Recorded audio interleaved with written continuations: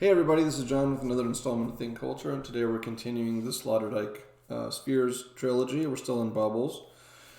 We're doing two more sections. The first being preliminary reflections, thinking the interior, and this is obviously a continuation of the introduction of his introduction, which we were reading in the first video, or talking about in the first video. And whereas in the previous video it was allies or the breathed commune, that's about how we are mutually animating. We establish a sphere, right? And this immunitary boundary that includes the two of us. We give life to each other, etc. In this one, thinking the interior, we're now thinking about interiority, both in terms of spheric interiority, in terms of subjective interiority, the way that subjective interiority is always intersubjective, etc. So he starts talking about that. And then in chapter 1, Heart Operation, or on the Eucharistic Excess, he starts thinking about the sort of poetical tradition of the heart in Western culture. And he says, since our theme is intimacy, human intimacy, it makes sense to begin with the heart, which is the sort of symbol, the kind of symbol of intimacy in the Western tradition, in Western literature. And he thinks, he relates this to Christianity and has conversation about the Eucharist and stuff like that, Christian mysticism. But that's also important. It's also important to start with the heart, even if it is tied in some sense to Christianity, because he thinks that Christianity is the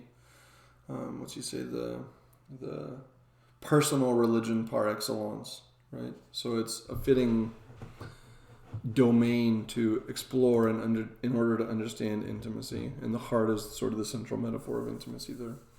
So that's what is discussed in chapter 1. But so beginning with the preliminary reflections, he wants to ask the question of where are we? Where are human beings? And he wants to say that we don't really have a physical location, that when we're thinking of where are human beings, we're thinking of humans as beings that participate in spaces which are unknown to physics, right? Symbolical spaces, spheric spaces. We organize the world according to, mental coordinates, right? And we have a location within those mental coordinates in terms of, and he says that your where is only physical and unambiguously localizable when you're on the anatomist's slab, right? And that's important also here in terms of discussions of things like medical cynicism, medical disenchantment, cardiological disenchantment, as we're about to see in chapter 1. And in the previous book that I covered of his on cynical reason, the critique of cynical reason, he has a big discussion of medical cynicism there too. So this phraseology of you're only unambiguously localizable when you're on the anatomist table has different sort of important connections to other parts of his work. But yeah, when you're only a body, right? When you're unanimated, anima also as spirit or soul, right? Because the spirit or soul participates in a universe beyond the physical. We have relations, like we exist in a relation to other people spiritually, in terms of our relationships, in terms of the symbolic world that we live in, etc. But when you're dead, you're just a body. You're pure exteriority. You're matter. And so then you have a precise location that we can talk about. Otherwise, we're ecstatic. This goes to Heidegger. Ecstatic as a standing out, ecstasis, right? We're always standing outside of ourselves. You can think of that in terms of intentionality. You can think about it in terms of just time. But yeah, the idea is that our life is lived in some sense beyond the boundaries of our physical body, right? Whether we're talking about, I'm projected into an interaction with the door where I'm going to turn it, right, or turn the knob or whatever. But so we're ecstatic, and we live only within constructs that have grown out of us, like a second nature. Right? I mean, I don't know how familiar people are with like phenomenology and stuff like that. I guess I'm not going to belabor this stuff generally, so I just assume that you mostly are familiar. But yeah, I mean, we don't even live in a natural environment anymore. I'm on a chair at a computer. There's a table here, etc. This is all artificial environment. So it's been constructed by men with a specific purpose, for specific kinds of interactions with people. We understand them in a certain way. They're, for use in a certain way, etc. and so forth. And those are all symbolic, right? That has to do with my pre-understanding of the things that constitute my environment.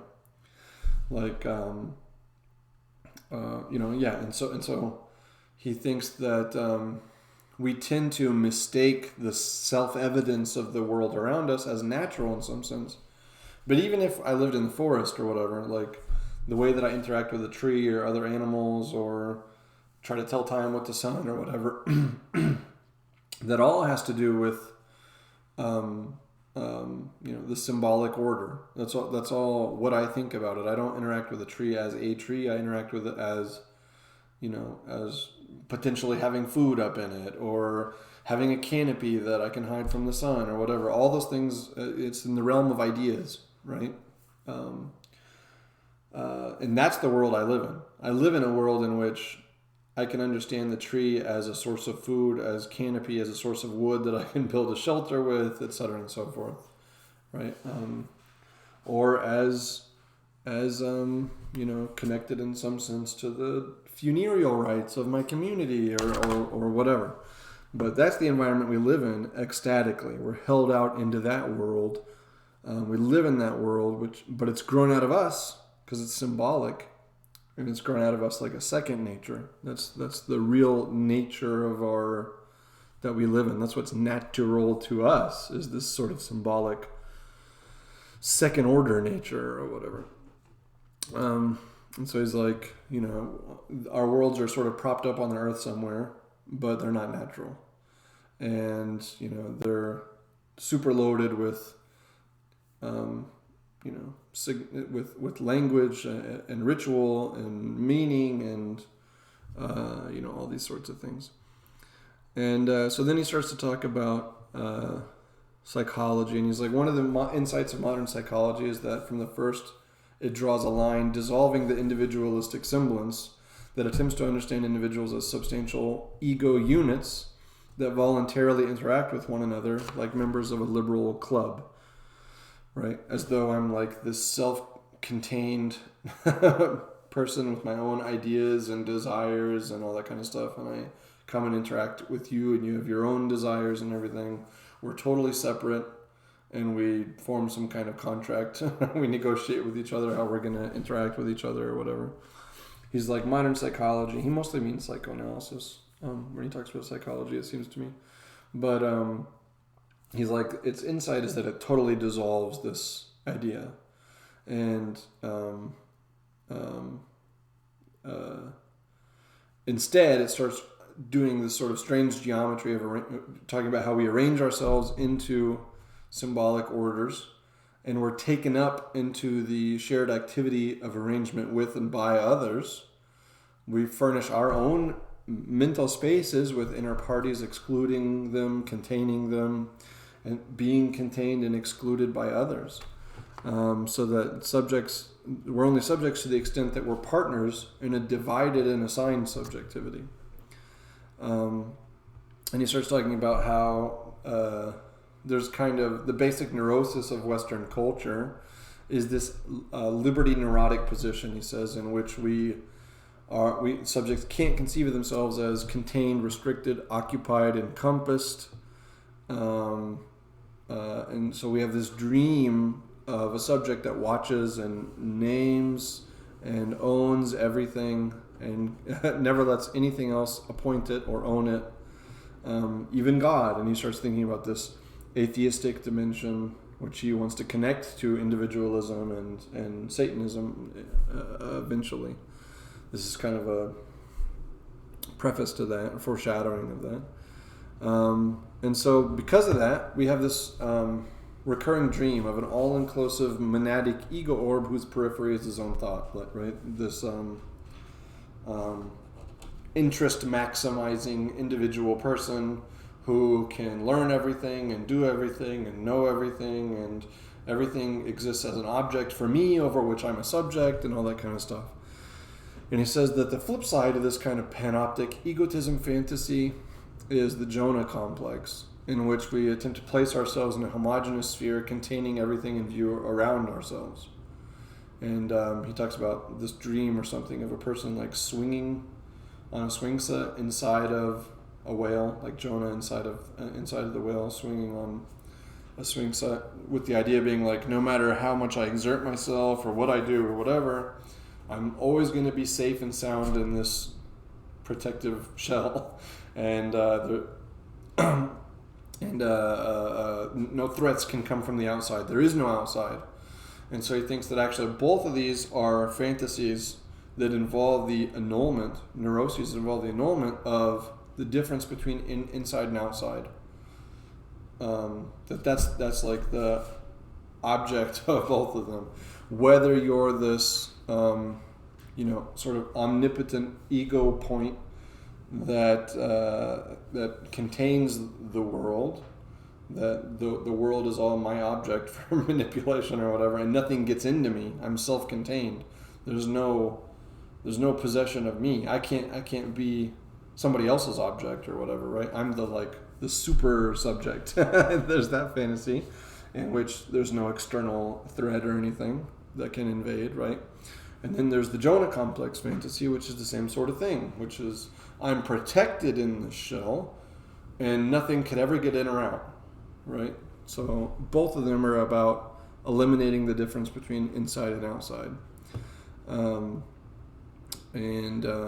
He says that they're both, therefore, attempts to escape from the folded, interlaced, participatory structure of real human spaces. And that's the point. That's the point of them. They're defensive formations with the object of evading this kind of complex, real situation in which we're penetrable and we're bound together. There's co-subjectivity. There's intersubjectivity. And he says they're both equally delirious. But the wisdom and truth of psychology is seeing them both as pathological because human space is an intertwining of interior spaces. We contain insofar as we absorb and grasp other subjective elements. And we are contained insofar as we're encompassed and devoured by the arrangement and circumspection of others. So we're still talking about where we are, right? Try to keep that in mind. But then he gets into this really weird conversation that I don't really know how to talk about very well, which is, I think part of his objective here. But he gets into this kind of poetics of sweetness. And he's thinking about why there's no theory of intimacy. There's no, we don't think a lot about like the doughy maternal shell of the womb or whatever, and our attempts to recreate that and like hominess. And he thinks that all these kind of like, all these kind of sweet, the comfortable, the palatable, the all that kind of stuff that we try to avoid that sort of existentially and philosophically when we're, at least like the philosophical tradition and stuff, because people want to think hard and sharp and be these kind of ego maximizers or whatever. But he thinks that there's multiple reasons for that. And he starts talking about candy and how you eat candy, and you're incorporating the candy, putting it in your body literally, but that we don't therefore bring it totally under our control. We can be, carried away on flights of ecstasy because of how good it is or whatever. That the incorporated object then can take possession of us. It can dictate to us. You can think about this in terms of addiction and stuff too, I think. And he says if even eating candy can do this to us, and this is why people are afraid to theorize about sweetness and stuff like that, then what of the conviction that our destiny is self-determination on all fronts? What remains of the dream of human autonomy once the subject experiences itself as a penetrable, hollow body? And then, he starts doing a kind of inversion of the idea of the weak and the strong subject, where like it's the weak subject who has to insist on his impenetrability, who's trying to keep out, right? Who's trying to not be possessed, who rejects sweetness. Whereas the strong subject is the successful metabolic agent who makes no secret of his hollowness, his penetrability, his mediality. He's the most decentered subject. And he says the central psychological hold on one second. And he says, doesn't phenomenology and psychology have to start from the observation that human subjects formed themselves precisely through experiences of being taken at their taking, right? So the strong subject is the person who allows himself to be invaded, right? Who takes advantage of his hollowness, lets things in, and so becomes inflated, becomes more, right? And so then he moves into, he tries to use that as a kind of bridge into talking a little bit more about psychoanalysis, where the constitutive candy, the subjectivating candy that is incorporated and turns us into a subject in psychoanalysis, deified and subject to suspicion, and you can think about that in terms of Klein and splitting and stuff like that. The alleged first object is the mother's breast, which with milk being the sort of sweet thing, right? And so in psychoanalysis, there's this state for the infant, which is primary narcissism. Everything is me, right? And the first kind of the first object in object relations, say, is the breast. And there's like good breast and bad breast. The bad breast is the one that's not here. The good one's the one that's here, right? And it's because of this sweetness, right? It conquers us. It makes us obsessed about it. It possesses us, and we become obsessed with it. And so the baby desires it, and the baby, demands it. I have to have it here, etc. And in psychoanalysis, it's precisely because of the inability of the baby to control the breast totally, because of his failure to always get what he wants, that he starts on this path of developing consciousness, of developing the psychic structure of a normal human being, because he has to start developing these boundaries and limits, right? The I-you and the I-it boundaries, starts to emerge. And it's through in terms of object relations, the breast and the mother, they get introjected, right? And it becomes part of my psychic makeup. Part of my psychic makeup is the idea that I have of my mother and the way I think she feels about me and all that kind of stuff, right? And then that relates to other things in my world and inspires me to behave in certain ways and all this kind of stuff, right? But it's only through having introjected the breast, introjected the mother, that I'm working on becoming me, that I start to become me as a subject, only by interiorizing the other. Object relations is about all of these interiorized others that populate my own mind, right? So yeah, it's through possession by others, incorporated into us, that we become who we are in the first place. So you could think about the strong subject as the person who is porous, or who's aware of his porosity or whatever, allows himself to be invaded and colonized in some sense, so that he can develop and become more of a person and self-actualize or whatever. And then he says, what if we do this thought experiment where if candies and mother's milk were subjects rather than objects, like they're demons, right? Wouldn't it make more sense in that in that case to talk about it as though they're possessing those that consume them, like demonic possession, animation through predictive obsession and incorporation, like I was talking about with the milk and the mother. And then he says demonology might be a fruitful and appropriate way of describing this opening up and populating of a divided intimate space. And he says every unneglected child realizes the advantage of birth due to eudemonic nipples, conspiratorial bottles, drinkable fairies, advantageous invasions that hollow out a love grotto within the individual, with enough space to house him, his self, and all the associated spirits, all his objects, for the rest of his life. And he says, consequently, we can think about this in terms of subjectification, presupposing and requiring multiple successful penetrations, invasions which are self-formative, right?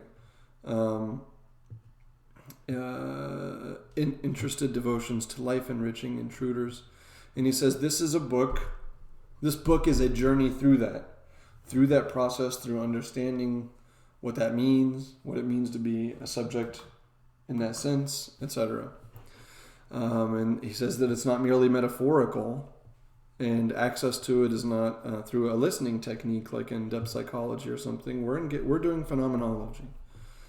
We're doing spherology, general immunology. Then he starts talking about Bachelard, who I haven't read.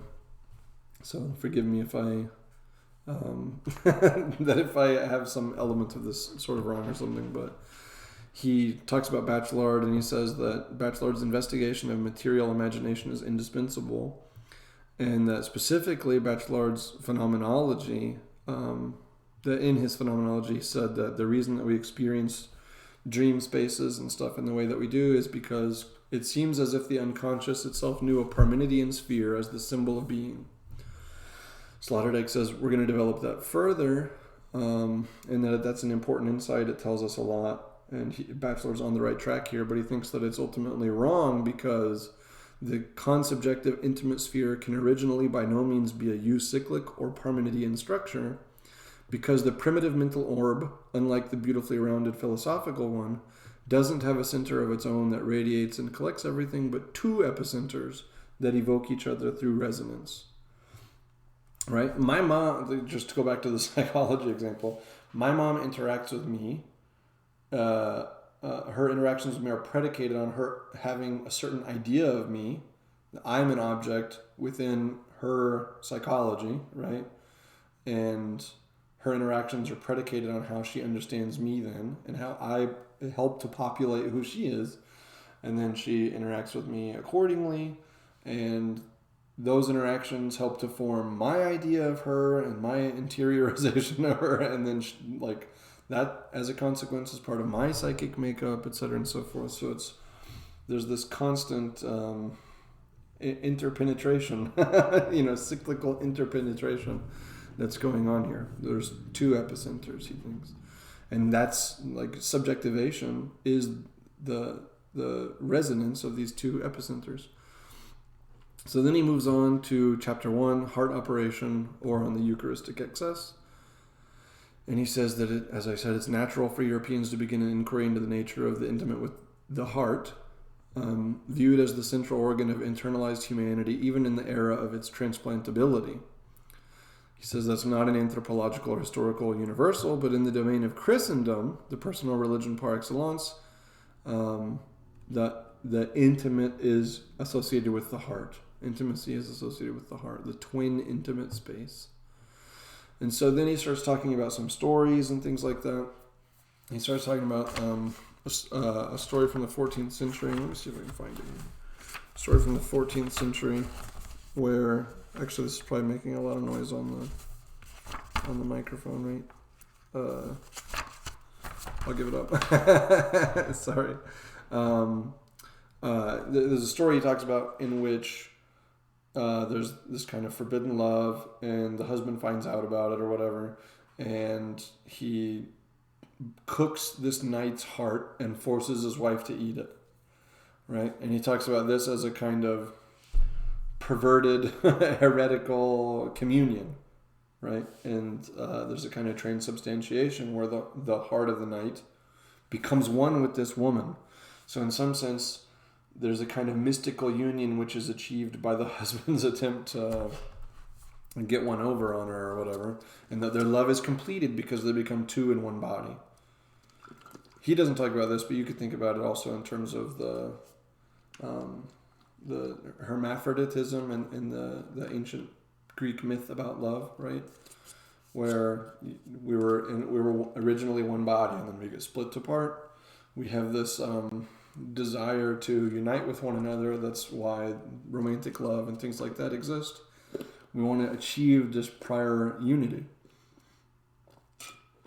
Well, here we have this prior unity. We have the phenomenon of the twin heart.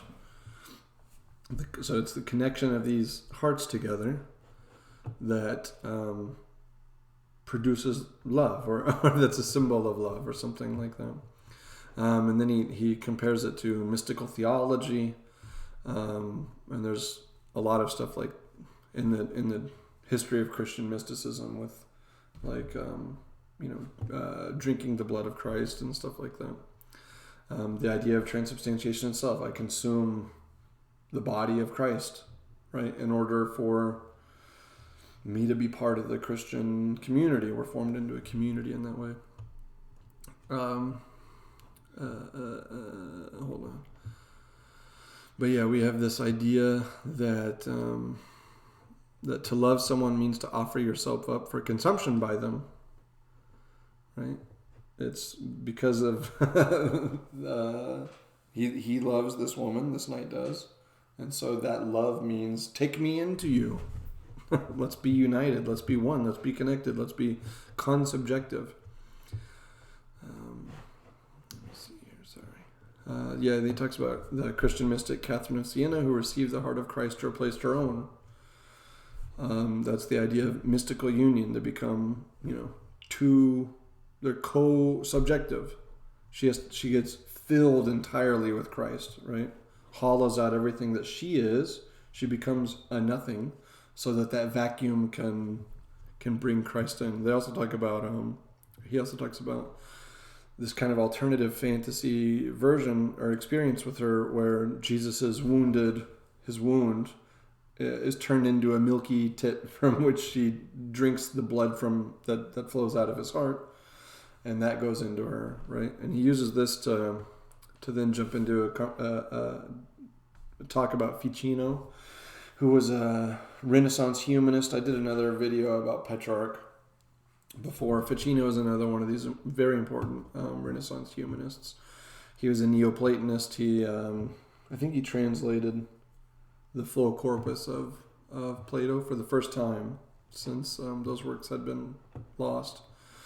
But he starts talking about his work on love, which is intriguing. And in On Love, he uses this idea from Plato of like rays coming out of your eyes, and that's how like the light is active or something, and so it comes out and touches the object, and that's how the information is conveyed and things like that.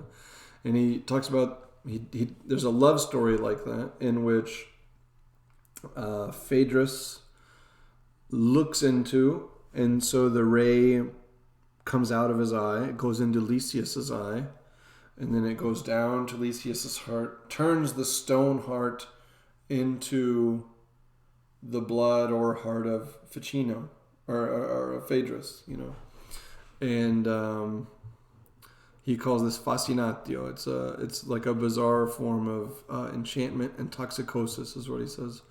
And so the blood of Phaedrus is carried on this ray into the heart of the other, and that's what's supposed to explain romantic love. It's causation through radiation, right? Emanation. And he says that he starts talking about this kind of parallel between the sun and the heart and the king, and how the heart has this monarchic place in in the worldview of this period of time in which the heart is supposed to give out blood to all the extremities, right? And it's not until 200 years later that they learn the whole circulatory path is described such that you have veins and arteries, so blood goes from but back to the heart as well, and you get the circulatory system or whatever. So for Ficino, the blood goes into the heart of Lysias, and he talks about homesickness that experiences homesickness. It wants to go back into Ficino or whatever, and that's this kind of that's why I'm drawn back to you or whatever. And he's talking about how the 200 years later, if he had that information, then he would have had to postulate a total system of circulation in order to explain how the blood could return back into Phaedrus.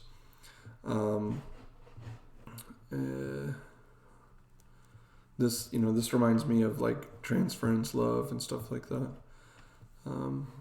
But yeah, he's using rudimentary biotechnical language to describe a depth psychological exchange toward an inner sphere of two mutually attracted hearts. Renaissance psychologists already realized that the soul cannot be anything other than a studio for transactions with inspiring others.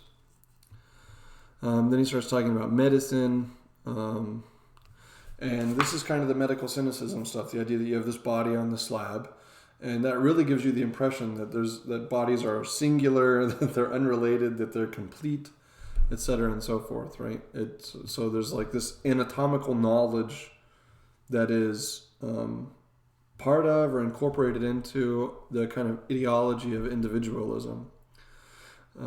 So he says, not just modern subject philosophical techniques or motifs and property bourgeois interests. It also comes from medicine, from this is a body, it's a corpse, it's a discrete whole thing, which, recently medicine has sort of learned, even if we think about it only biologically, is not true, and you can talk about the microbiome of the gut and the relationship that we have with bacteria and the immune system and how that relies on, like co-respiration and I get exposed to different viruses and stuff like that you have or whatever in different amounts, and so that makes my immune system stronger and things like that.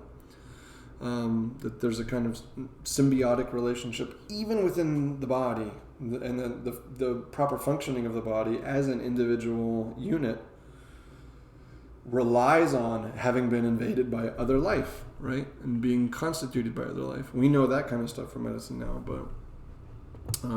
but yeah, they did not think about that prior. But yeah, when you open up a corpse, there's no immediately obvious sense perception available to us that it's connected to anything or anyone else. It seems like the physiological thing in itself. So it strengthens the conviction that bodies are autonomous. Then he starts talking about how while this is going on, this kind of medical cardiological disenchantment, you have parallel to that historically increasing like burning heart imagery in reactionary Catholic churches and stuff. While anatomists are gazing at the physical heart on the dissection table. It's a pure subversion, turning the heart from a son into a machine. And then he starts talking about the machine and stuff too. But he says that 150 years after Harvey's breakthrough, the cooling off affected by this disenchantment had sufficiently progressed to provoke a romantic rehabilitation. And you start to see that as early as the 19th century. And I like this language of cooling off and stuff. Like I said before, it reminds me of like McLuhan, but like we're engaged in this kind of temperature warfare with our fellow citizens, and this like everything is a machine, analytical, abstract understanding. It has a cooling effect, and then it provokes this reaction as early as the 19th century where cardio magic starts to return, and you get fairy tales of the cold heart and stuff like that. He says since then we've had a struggle for calibrating the world's temperature as a kind of constant thing. After the shift from the absolutist to the bourgeois age, we had an increasing willingness to interpret the world and life as a whole in the central terms of physiology and mechanics, and that became more and more popular among a broad range of middle-class intellectuals, doctors, engineers, men of letters. He talks about la maîtrise, the human machine, and I guess it was popular and reviled as like the worst book of all time or something, and in which he's purely mechanical, man is pure externality, no soul, nothing like that. And he says that this is kind of an increasing trend, this anatomical naturalism, and it becomes the central anthropological and psychological discourse. Everyone is just talking about mechanism, cause and effect of matter, measurable forces, etc., and so forth. He talks about also the punishments in the Middle Ages, and beyond, in which they would like pull out the heart of a traitor or whatever, and talking about how interesting it is that that the punishment is targeting the heart, and the symbolic meaning of that, like the bond between the king and his children or whatever, the citizens. There's supposed to be concordia with the state, one-heartedness, or twin-heartedness. And so when that concordia is broken, the heart of the traitor, it has to be physically removed because it's already been symbolically removed.